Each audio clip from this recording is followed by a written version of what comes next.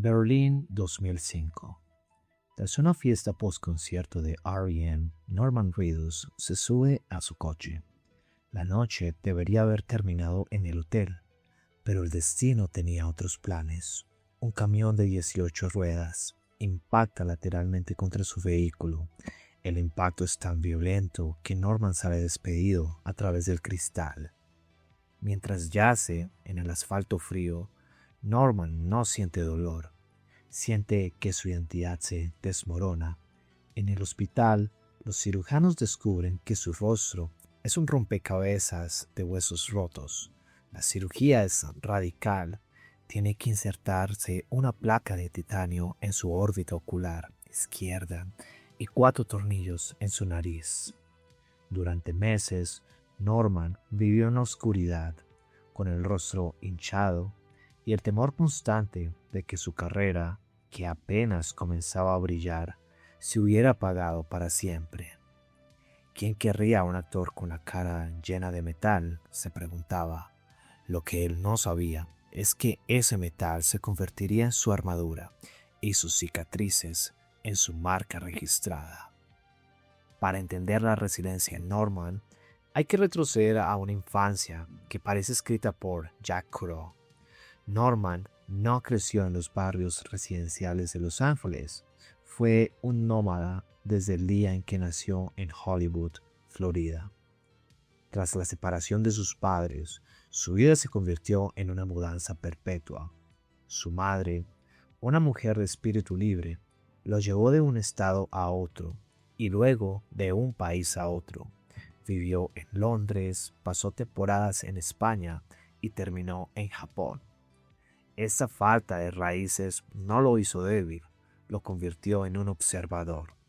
Aprendió a leer a las personas, a entender el lenguaje corporal de los extraños en tierras extrañas.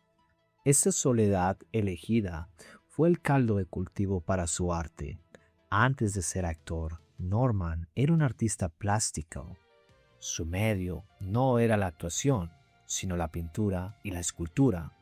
Buscaba la belleza en lo grotesco, en lo que otros consideraban roto, una filosofía que años más tarde aplicaría a su propio rostro. El Evangelio de la grasa y el asfalto. Al principio de los años 90, Norman terminó en Venice Beach, California, pero no estaba allí para buscar audiciones ni para perseguir el brillo de los focos. En aquella época, Venice no era el centro turístico de postal que nos venden hoy. Era un rincón de asfalto, caliente, grafitis y sueños oxidados, donde los parias del sistema buscaban refugio. Norman trabajaba en un taller llamado Dr. Carr's Hawk Hospital, reparando motocicletas por $7 la hora. Allí, Norman no era una estrella, era un operario que entendía el lenguaje de los pistones y la grasa, tenía las manos permanentemente manchadas de aceite y la mente enfocada en la mecánica. Dormía en un colchón en el suelo de un apartamento compartido con amigos, en una habitación donde las paredes apenas contenían el ruido de la calle.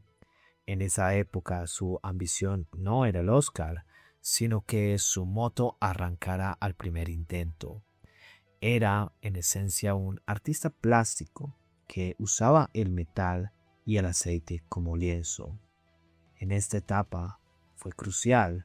El taller de Dr. Carr, Norman absorbió una estética de suciedad elegante que lo acompañaría siempre.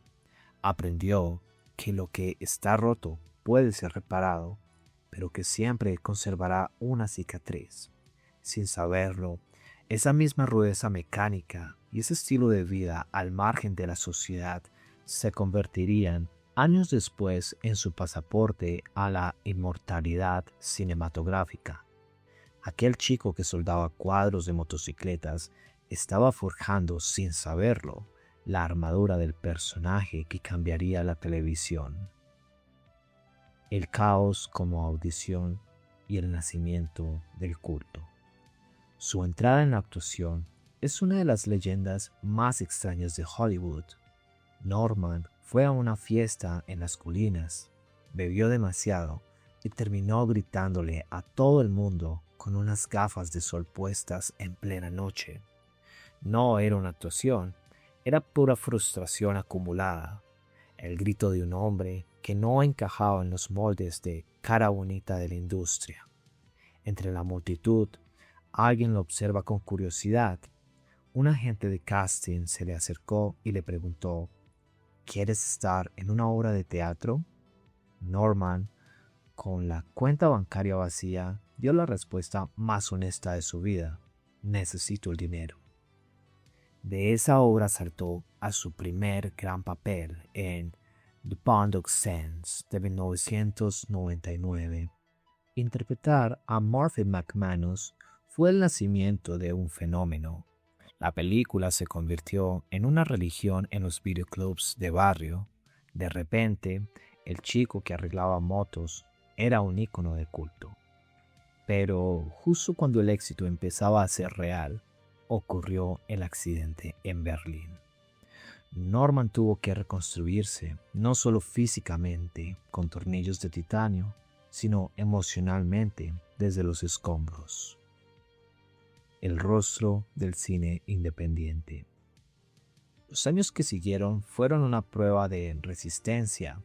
Norman no buscaba el estrellato masivo, buscaba personajes con textura. Se convirtió en el actor fetiche de directores con visiones oscuras en Mimic de 1997 y más tarde Blade 2 de 2002, bajo la tutela de Guillermo del Toro. Norman demostró que podía robarse cada escena como Scott en Blade 2, perfeccionó esa estética táctica y esa actitud de no me importa nada que años más tarde definirían su carrera. Pero su magnetismo trascendía el cine. Su rostro se convirtió en una anomalía fascinante que la industria de la moda reclamó como musa. Se convirtió en el rostro de Prada, posando con una mirada que decía que prefería estar en un taller que en una pasarela. Apareció en videos musicales que son hitos visuales, desde el desolador Fake Plastic Trees de Radiohead hasta Settle Judas definitivo para Lady Gaga. Norman no actuaba, prestaba su esencia cruda para que otros artistas contaran historias de dolor.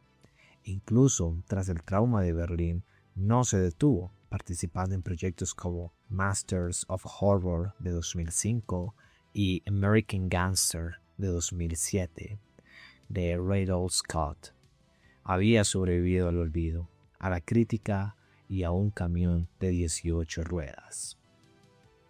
El error maestro de Frank Darabont. En 2010, Norman regresaba a los Estados Unidos tras su recuperación.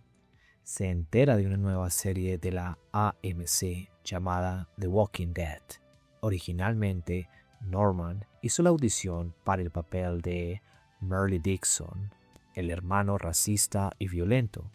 No se lo dieron a él, sino a Michael Rooker, pero el director, Frank Darabont, quedó tan impactado por la autenticidad de Norman, esa mezcla de peligro y vulnerabilidad, que decidió crear un personaje que no existía en los cómics. Así nació Daryl Dixon. Al principio, Daryl iba a ser un personaje secundario destinado a morir pronto, pero Norman tomó las riendas del guión de manera sutil. Se negó a que Daryl fuera un simple matón. Él quería que Daryl fuera alguien que nunca había sido amado, alguien que buscaba una familia. Inyectó su propia historia de nómada, su amor por las máquinas y su mirada herida tras el accidente en el personaje. Daryl Dixon no es solo un superviviente del apocalipsis, es Norman Reedus, proyectando su propia supervivencia al mundo. El personaje que debía morir pronto se convirtió en el latido del corazón de la serie más grande de la década.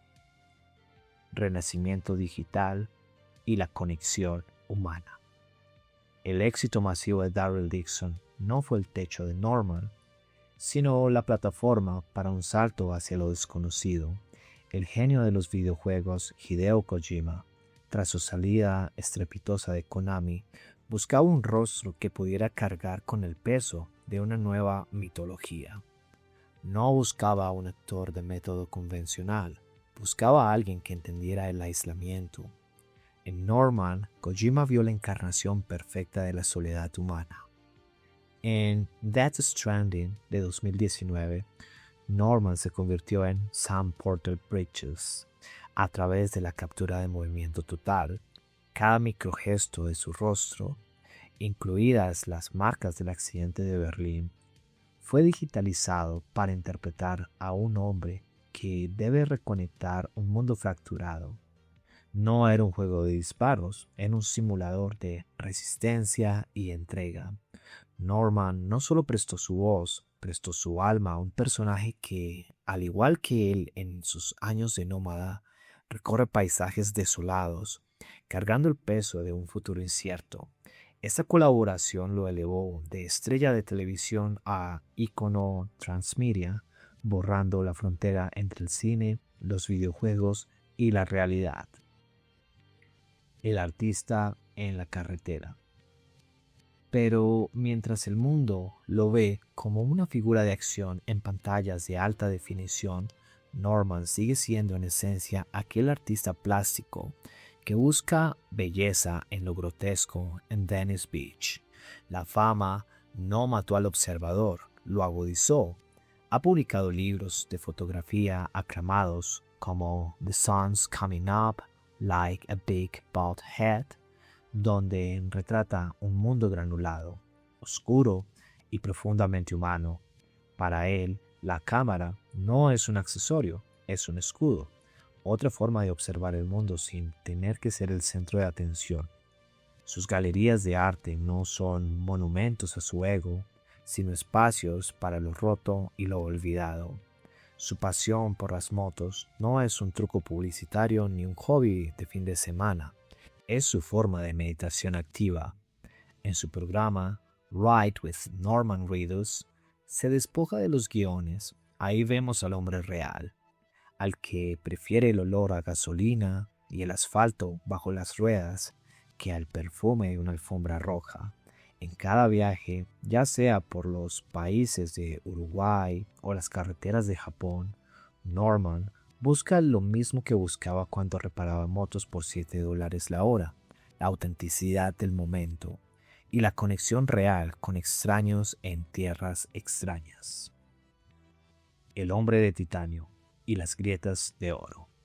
Hoy, Norman Reedus tiene más de 50 años. Su rostro no es el de un modelo de pasarelas de cutis perfecto, y es precisamente eso lo que lo hace eterno.